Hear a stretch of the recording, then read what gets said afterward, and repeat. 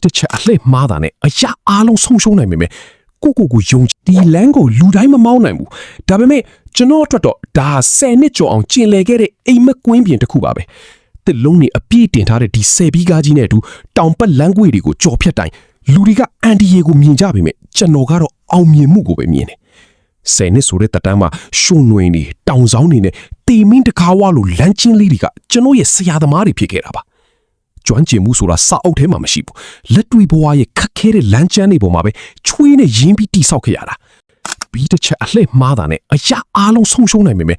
ကိုယုံကြည်မှုနဲ့စိတ်ရှိမှုကပဲဒီတောင်တန်းတွေကိုကြော်ဖြတ်ဖို့အကောင်းဆုံးအင်ဂျင်ဖြစ်စေခဲ့တယ်ဘဝဆိုတာလေဒီလမ်းကျန်းတွေလိုပါပဲလမ်းကြီးဘလောက်ပဲကြမ်းတမ်းနေပါစေကိုကကျွမ်းကျင်တဲ့ကားစီးရတယောက်ဖြစ်နေဖို့ပဲလိုတာပါ